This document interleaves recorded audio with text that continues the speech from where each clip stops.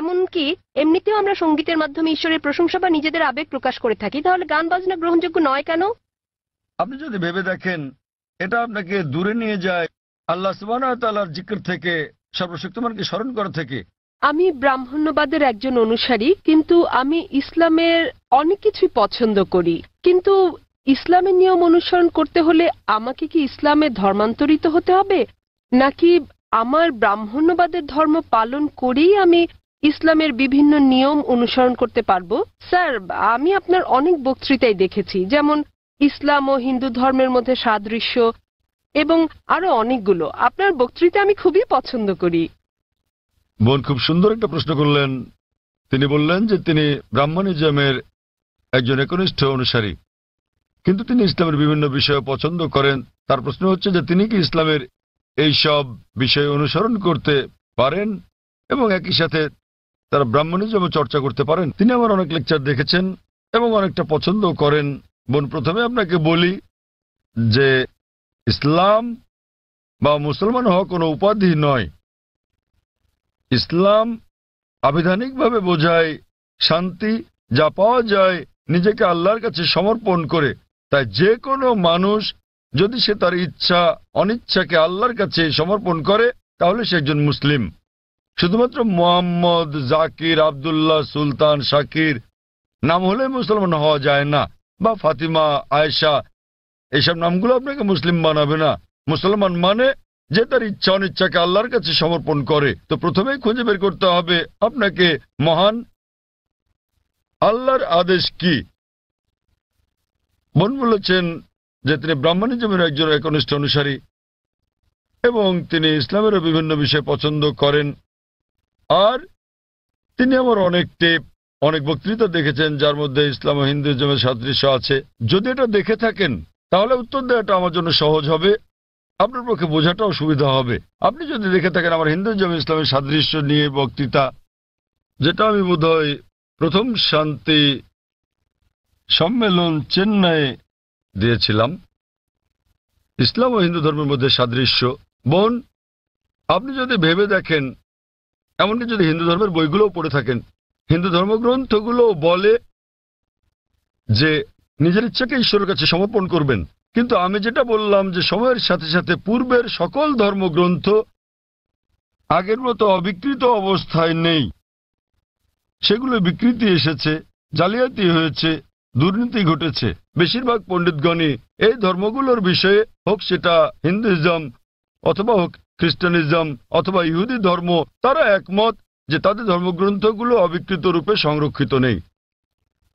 আর আপনি যদি আমার বক্তৃতা শুনে থাকেন, আমি শুরুতে যা বলেছিলাম, মহাভারত একটা গল্প যা অর্জুনের পিতামহ কর্তৃক বর্ণিত। এতে আছে ৮,০০০ শ্লোক। এরপর সময়ের সাথে সাথে পরিবর্তিত হতে হতে এতে চলে এলো ২৪,০০০ শ্লোক। এখন এর মধ্যে আছে ১,০০,০০০ বেশি শ্লোক। এটি কার কথা? মহাভারতের পণ্ডিতগণের। তো সময়ের সাথে সাথে সেগুলোতে হস্তক্ষেপ হয়েছে, তথ্য বিকৃতি ঘটেছে, কিন্তু তা সত্ত্বেও এরকম পরিবর্তনের পরও সবগুলো ধর্মগ্রন্থেই সর্বশক্তিমান ঈশ্বরের বাণী অবশিষ্ট রয়েছে। এবং আপনি যদি আমার বক্তৃতা শুনে থাকেন, সকল ধর্মের মূল কথা হচ্ছে সর্বশক্তিমান ঈশ্বর একজনই। তার কোনো মূর্তি নেই, তার কোনো ছবি নেই। সবগুলো ধর্মই বলে থাকে ঈশ্বর একজনই। আপনি হয়তো শুনেছেন আমার লেকচারে আমি বলেছিলাম বিভিন্ন জায়গায়, যেমন ছান্দোক্য উপনিষদে অধ্যায় নম্বর 6 অনুচ্ছেদ নম্বর 2 শ্লোক 1, মহান ঈশ্বর এক, অদ্বিতীয়। এবং শ্বেতাবতার উপনিষদ অধ্যায় নম্বর 4 শ্লোক নম্বর 19 এবং যজুর্বেদ অধ্যায় 32 শ্লোক 3 বলা আছে, মহান ঈশ্বরের কোনো প্রতিমা নেই, তার কোনো ছবি নেই। প্রতিমা মানে হচ্ছে মূর্তি, ফটোগ্রাফ, রেখাচিত্র, ছবি, ভাস্কর্য, মূর্তি, পুতুল।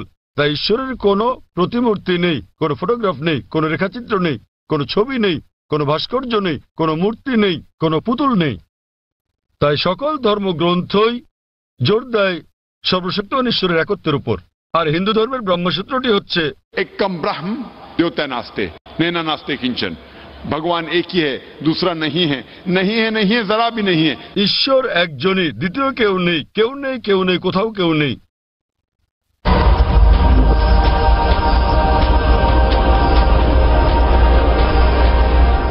এবার আসি মূল প্রশ্নে, যা হলো একজন কট্টর ব্রাহ্মণ হয়েও আপনি ইসলামের শিক্ষা অনুসরণ করতে পারবেন কিনা। বোন, একজন সাধারণ ব্রাহ্মণের পক্ষে মুসলিম হওয়ার চেষ্টা করাটা কঠিন, কিন্তু যদি কঠোর ব্রাহ্মণ হয়ে থাকেন, বেদকে কঠোরভাবে মেনে চলেন, তাহলে আপনার ইচ্ছা অনিচ্ছা ঈশ্বরের কাছে সমর্পণ করতেই হবে। আপনি যদি সাধারণ ব্রাহ্মণ হয়ে থাকেন যে কিছু নিয়ম মানেন আবার কিছু মানেন না, তাহলে আপনার পক্ষে ঈশ্বরের কাছে নিজের ইচ্ছাকে সমর্পণ করা কঠিন হবে। কিন্তু যদি কঠোর ব্রাহ্মণ হয়ে থাকেন, বেদকে কঠোরভাবে মেনে চলেন, তাহলে আগে আমি যা বলেছি আপনাকে মানতেই হবে। 3টি পংক্তি আমি বলেছি যে আপনাকে এক ঈশ্বরে বিশ্বাস করতে হবে, আপনি মূর্তি পূজা করতে পারবেন না। আপনাকে বিশ্বাস করতে হবে যে ঈশ্বর এক, তার কোনো প্রতিচ্ছবি নেই, কোনো ফটোগ্রাফ নেই, কোনো মূর্তি নেই। এবং যদি আপনার ধর্মগ্রন্থগুলো পড়ে থাকেন, সেগুলোতে সর্বশেষ এবং চূড়ান্ত নবী মুহাম্মদ সাল্লাল্লাহু সাল্লামের আগমনের কথা উল্লেখ করা হয়েছে।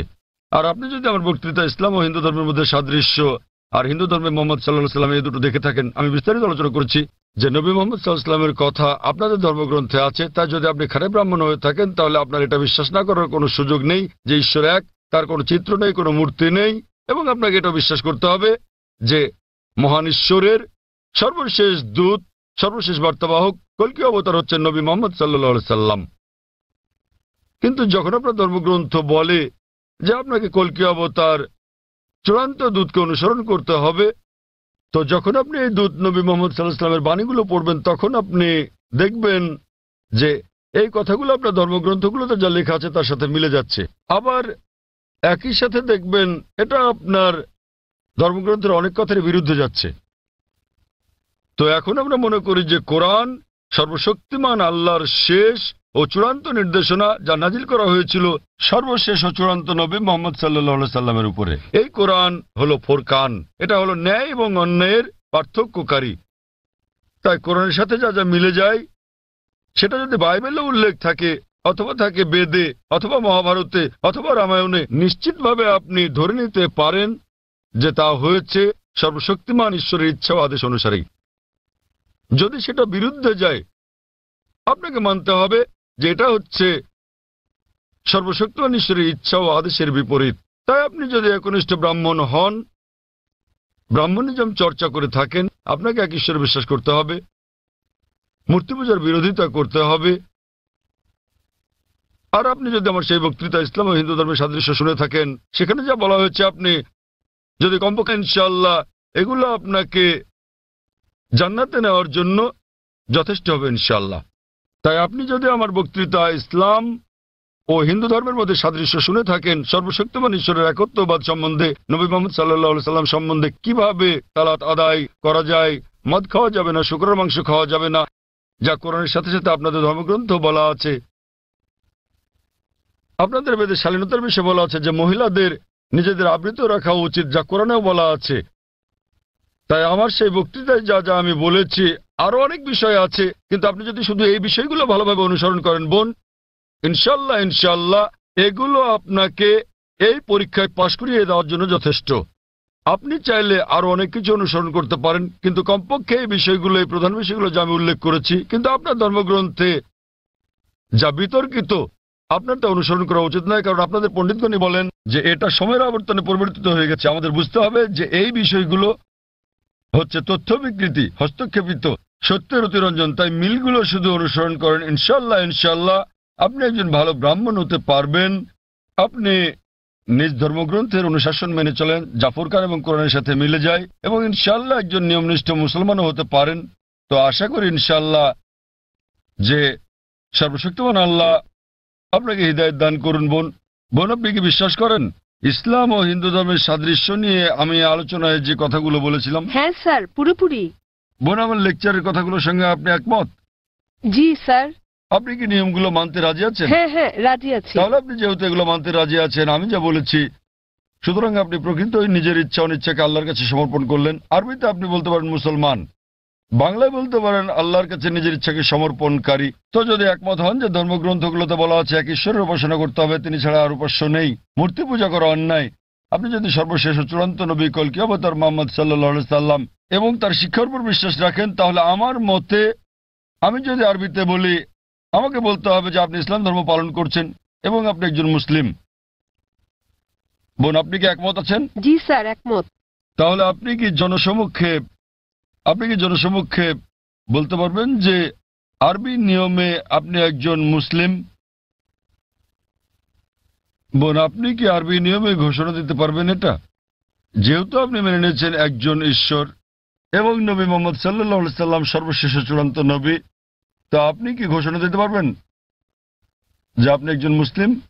আমি বলছি না যে আমি একজন মুসলিম, যদিও আপনি যা বলেছেন আমি তার সাথে একমত। এখন আপনি যদি মেনে নেন যে ঈশ্বর একজন এবং তার হ্যাঁ। কোনো মূর্তি বা ছবি নেই এবং একমাত্র তারই উপাসনা করতে হবে, আর আপনি যদি মেনে নেন যে নবী মোহাম্মদ সাল্লাল্লাহু আলাইহি সাল্লাম আল্লাহ প্রেরিত দূত, এই দুটোই যথেষ্ট আপনাকে ইসলাম ধর্মের জগতে নিয়ে আসার জন্য, আপনি পাশ করেছেন। অন্যান্য বিষয়গুলো পরে আসবে। তো আপনি যদি মানেন ঈশ্বর এক, তার কোনো প্রতিচ্ছবি নেই, আপনি যদি মূর্তি পূজা করতে অস্বীকার করেন এবং আপনি মানেন যে নবী মোহাম্মদ সাল্লাল্লাহু আলাইহি সাল্লাম শেষ ও চূড়ান্ত নবী, তাহলে আপনি এই জগতে প্রবেশ করতে পারবেন ইনশাআল্লাহ, অথবা সঠিকভাবে বলতে গেলে এই জীবন দর্শনে। এবং ইনশাআল্লাহ এভাবে চর্চা চালিয়ে গেলে আপনি কি এই জীবনধারায় আসতে চান বোন? ঈশ্বর চাইলে। হ্যাঁ, এই তো ইনশাআল্লাহ, মাশাআল্লাহ। তো বোন, আমি আবারও আপনাকে জিজ্ঞেস করতে চাই আনুষ্ঠানিকভাবে, বোন, আপনি কি বিশ্বাস করেন যে এক ঈশ্বর?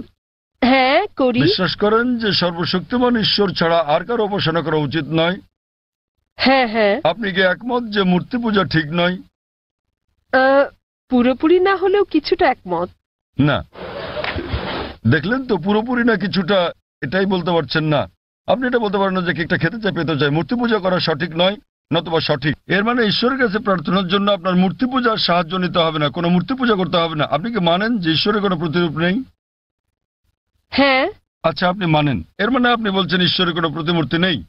হ্যাঁ। ঠিক আছে। আপনি কি মানেন যে নবী মোহাম্মদ সাল্লাল্লাহু আলাইহি সাল্লাম সর্বশেষ চূড়ান্ত নবী?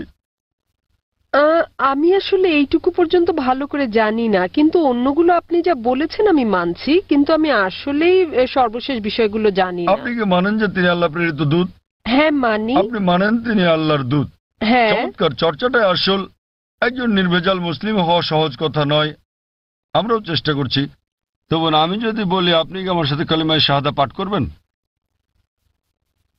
আপনি কি শাহাদাত পাঠ করবেন, যা আসলে আরবিতে একটা ঘোষণা, ওই একই কথা যা আমি বলেছি যে আল্লাহ ছাড়া কোনো প্রভু নেই আর নবী মোহাম্মদ সাল্লাল্লাহু আলাইহি সাল্লাম তার দূত? আরবিতে এটা বলতে চান? হ্যাঁ স্যার, বেশ, অবশ্যই। আমি আরবিতে বলবো, আপনি আমার সাথে সাথে বলবেন, আর পরে এটার অনুবাদও বলবো। ঠিক আছে। अशहदु अशहदु अल्लाह अल्लाह इलाहा इलाहा इल्लल्लाह इल्लल्लाह व अशहदु व अशहदु अन्ना अन्ना मुहम्मदन मुहम्मदन अब्दुहु अब्दुहु व रसूलुहु। व रसूलुहु। আমি সাক্ষ্য দিচ্ছি আমি সাক্ষ্য দিচ্ছি যে যে কোনো উপাস্য নেই কোনো উপাস্য নেই আল্লাহ ছাড়া, আর আমি সাক্ষ্য দিচ্ছি যে নবী মোহাম্মদ সাল্লাল্লাহু আলাইহি যে সাল্লাম নবী মোহাম্মদ সাল্লাল্লাহু আলাইহি সাল্লাম হলেন আল্লাহর বান্দা এবং রাসূল। মাশাআল্লাহ বোন, ধন্যবাদ। এখন আপনি একজন মুসলিম এবং আমি প্রার্থনা করছি যেন আল্লাহ সুবহানাহু ওয়া তাআলা আপনাকে পথ প্রদর্শন করেন। আর আমি চাই যে ইনশাআল্লাহ সকল ভাই বোনেরা যখনই কেউ ইসলাম গ্রহণ করবেন, আপনারা তাকে জ্ঞানের দিক থেকে সাহায্য করবেন, এভাবে আপনারা সমাজসেবা করতে পারেন। বোন, আপনার কাছে একটা অনুরোধ আমার, যে ইনশাআল্লাহ আপনি কোরআন অনুবাদ সহ পড়বেন, এমনকি যদি আগেও পড়ে থাকেন তবুও, এবং নির্দেশনাগুলো মেনে চলবেন, এবং ইনশাআল্লাহ আপনি তখন আল্লাহর কাছে নিজের ইচ্ছা সমর্পণকারী একজন নিষ্ঠাবান মানুষ হতে পারবেন। আর আমাদের জন্য দোয়া করবেন বোন।